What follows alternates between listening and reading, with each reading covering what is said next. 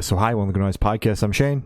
I'm Glory. And we're here with. And I'm Tyler. I play guitar in the band Capra. And we're going to have some questions today about their new album, Errors. So congrats on that. By the way, how do you feel about the response to it so far? Thanks. It's been great.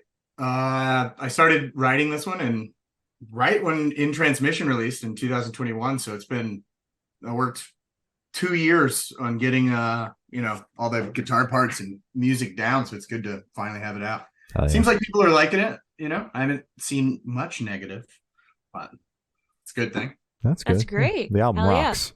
Yeah, I'll add on to the positive. Hell yeah, album was fucking fantastic. Oh, thank you. Thanks so much. Oh, yeah. Of course. So is there any meaning behind the album title or cover art? Originally, not really. I guess that's just like the true answer. But, it's kind of, we've always done things where we leave it up to interpretation.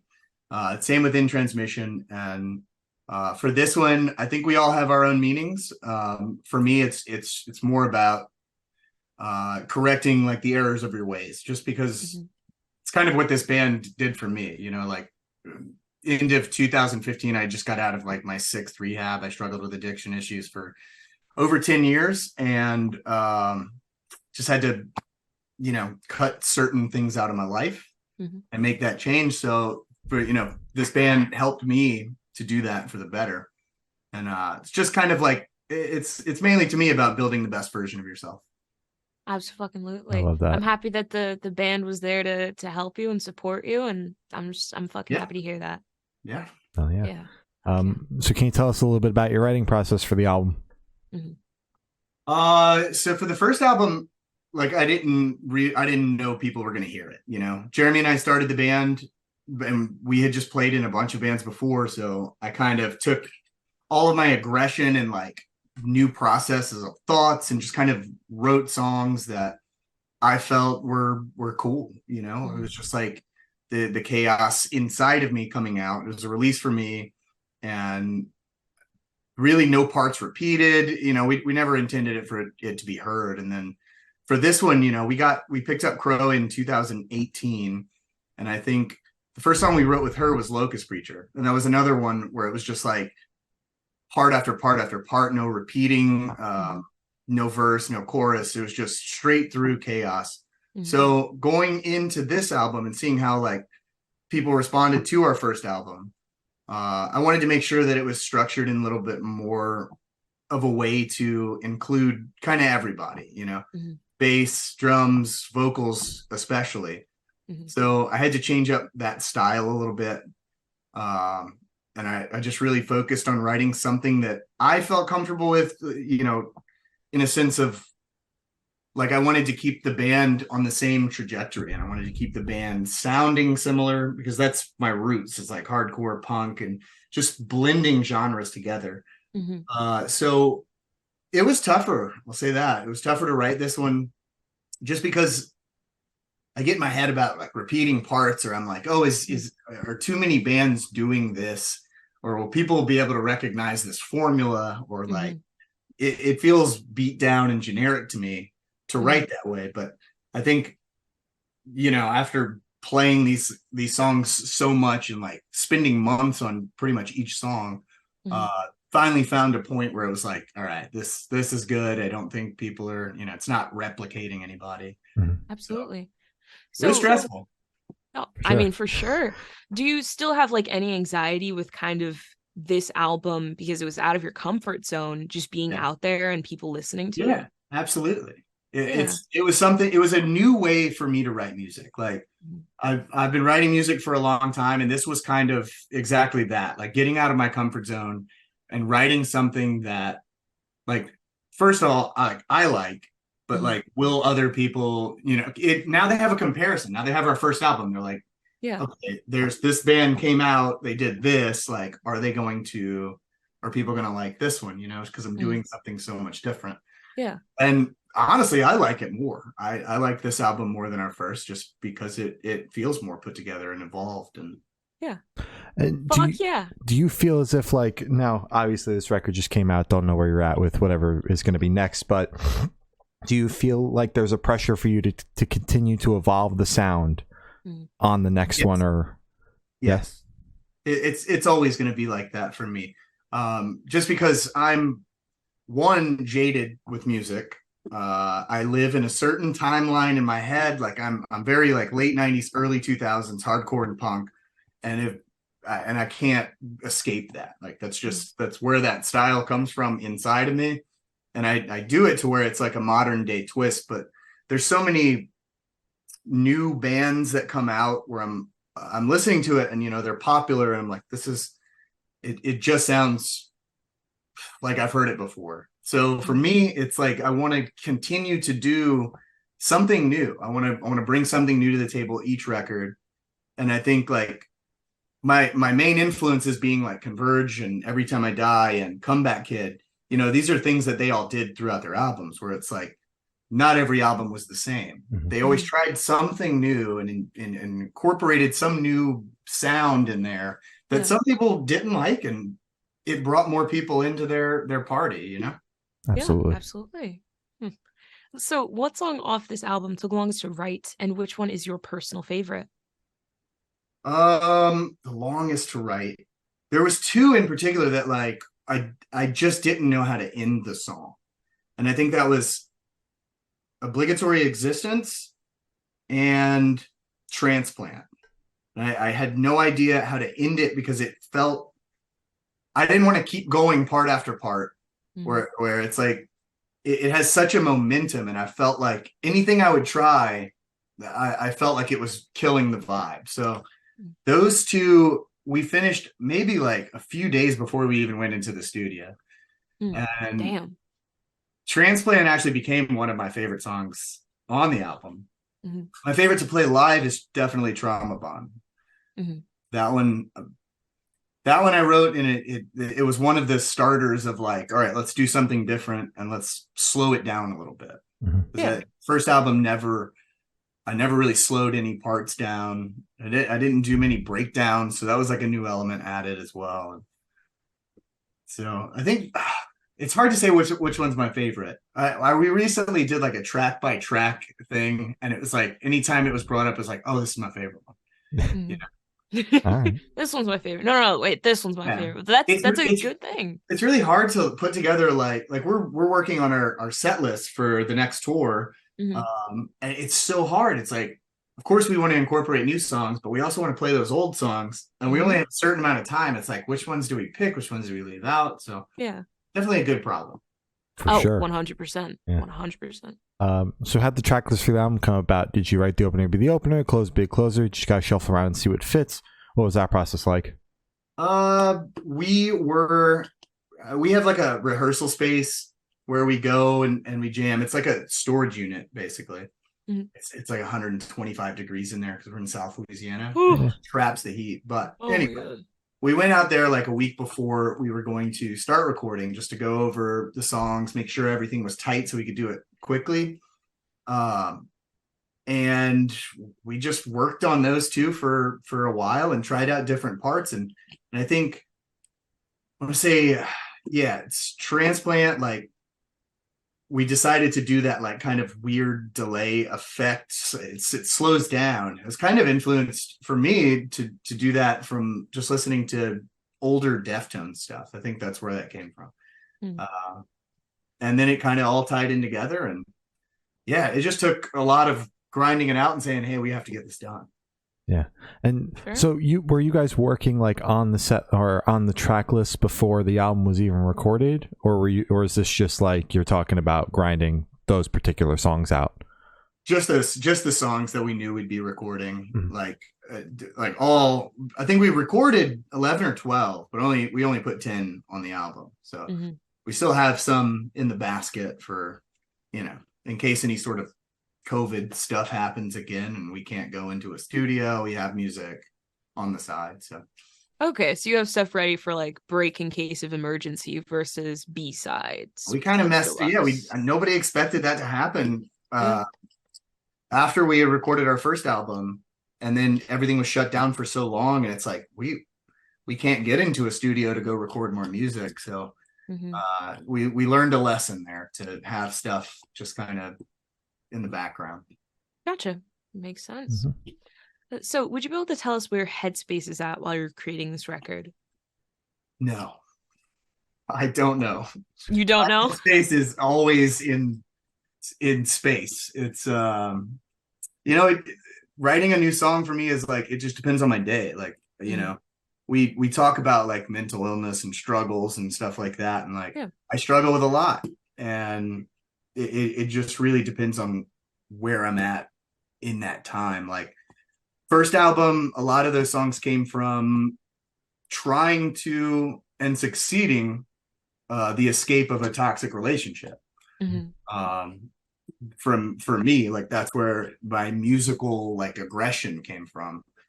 And you know, on this one, it was I think this one was just more of like pressure that I put on myself to write something, you know, better than I did before, or to, I don't know how to explain it really, you know. I put that pressure on myself to do these things, and everyday mundane life, like combined with constantly, you know, touring and doing everything that, but all the behind the scenes that a musician does that nobody really knows about. They just get to hear the finished product, and they don't see the 2 years of what goes into the album. So as far as headspace, I've been good. It's not, I haven't been I don't know the word, you know. I don't know how to really describe it. That's a hard question. All right. That's completely you fine. mentioned, you know, a pressure being there when you were working on the record. How do you kind of deal with that pressure? Do you just have to face it head on, or are there ways that you cope with it? Yeah, I just face it head on. So after I switched my obsessions of drugs and alcohol, like guitar kind of became my thing. So anytime I'm feeling happy, I pick up a guitar, and you know, feeling sad, pick up a guitar, and it's like whatever comes out, I'll take that, and I typically record on my phone just certain parts, and then later I'll go back, listen to them, piece them all together. But I mean, I write all different styles of music. It just, there's a lot of it where it's like, okay, this is Capra right here. This riff is going to that. Yeah, absolutely. Oh yeah. Awesome. How do you recommend your fans to listen to this album for the first time? Should do in the car with friends, in the dark with headphones on? Is workout album, party album? What do you personally recommend? All of it.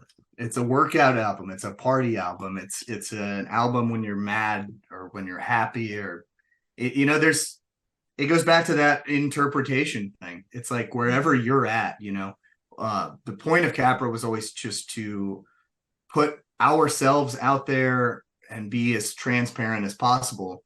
That way it's like we're on the same page. Like we just want listeners to understand, like we're on the same page. We go through the same things. So whatever you're going through, like we hope that our music helps in a certain way. Fuck yeah. All right. This one should be super, super quick off the top of your head. I want you to describe this album for new listeners in 3 words. No more, no less. Oh, wow. Yep. Let's see. Aggressive. Party.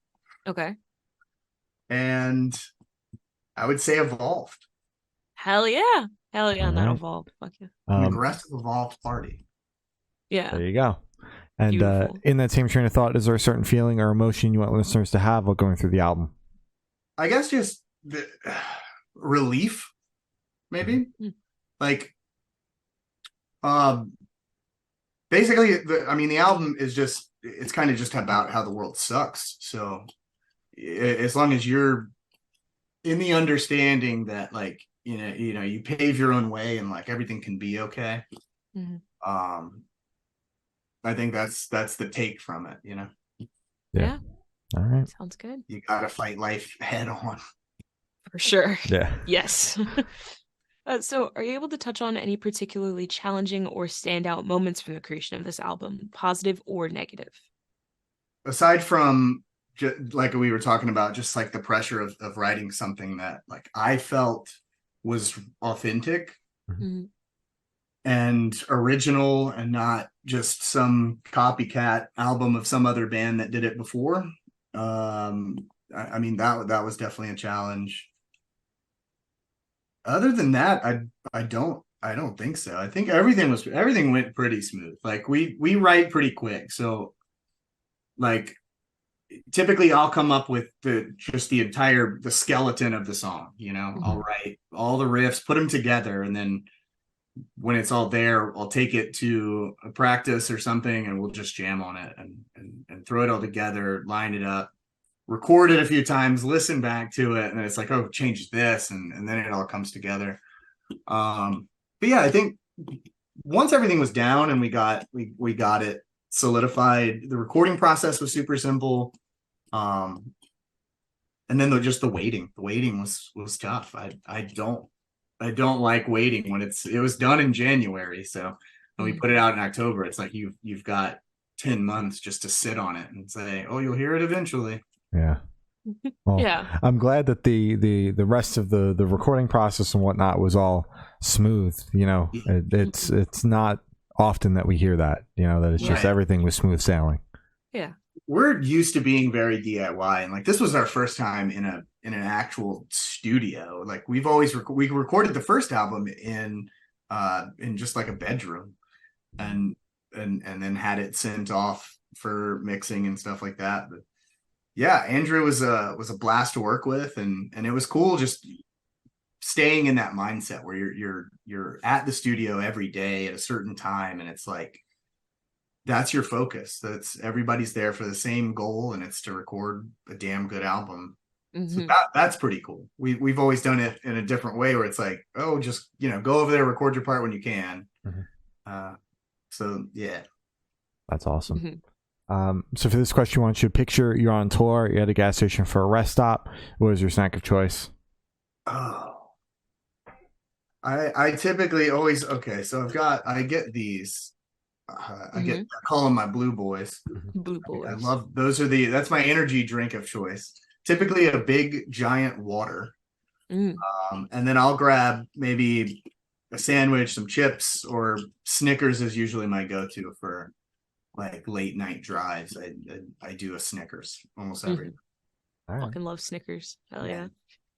So on the topic of food, if the band was a dish, what dish would the band be and why? Dish. I feel like I should say some sort of Louisiana thing. It's probably gumbo. Ooh, gumbo. Okay. Probably be gumbo. Just because we all come from different backgrounds musically, and then kind of combine it all together, and you throw in all the elements, and then it's hard for people to just even describe like what genre of music we are, because we blend literally all of our influences into one band. Yeah. All right. Yeah, I'm right. Gumbo. And for the last couple questions, we're going to shift completely away from music and go straight to death row. Boom. So if you're on death row, what would your last meal be with a drink? Last meal? Oh God. This is might be the hardest question. Yep. Boiled crawfish. Oh, okay. All right. I'm sticking with Louisiana, but honestly, it would depend on if it was seasoned for that. So if it's not, then I got to go through a different answer. I'll say, I would probably just want like a giant steak. Okay. And then to drink. Yep. I'm gonna die, so I can drink alcohol again. Sure. No, I still wouldn't. I don't know. A really nice glass of water. Damn right. I know that's boring, but like I love water. Exactly. Water's good as hell. Yeah, for being the most common drink, I feel like it's underrated. Like people don't talk about how good water is. I agree. Freshen as hell. Yeah. Just a nice sip of cold water. Like people take that for granted. Yeah, you can't 100%. No. So if you could live in one fictional world for a week, where would you live? That's even harder than the last one. Yep. Fictional world. Wait till you hear the last question. Oh no. There's so many cool options, and I want to say the coolest one because later I'm gonna be like, no, I should have said that one. I don't know. I don't want to. Fictional world. I feel like I already live in Curb Your Enthusiasm or like some sort of Seinfeld element world. Yeah. So, but I'm going to say Lord of the Rings. Oh. Okay. that kind of world. Damn right. The Shire, or are you just kind of like Yes. wandering around? Yeah, Okay. absolutely. Okay. I'm just chilling, by the way. I'm not doing anything cool. I'm just out there living. Mm-hmm. All right. Fuck yeah. Good. Seems peaceful. Yeah. Mm-hmm. And I've not asking the last question. Every single person that we have spoken to have said that it is the most important question. What's your favorite color? Black not included. Depends. I say no. Depends on who you're asking. I say yes. Yeah. Yeah, because that seems like it's like the lack of color. Mm-hmm. Yeah. I don't know. Orange. Or no. Maroon. Let's go like a red. Like a dark red. Damn. That's a good ass color. Yeah. So as I said, that's all the questions we have today. Is there anything that you would like to plug? We have, I think, 6 shows left. I think we have a tour. We're playing Dia de los Deftones in November, and then we have our local album release party that we do, and then that's it.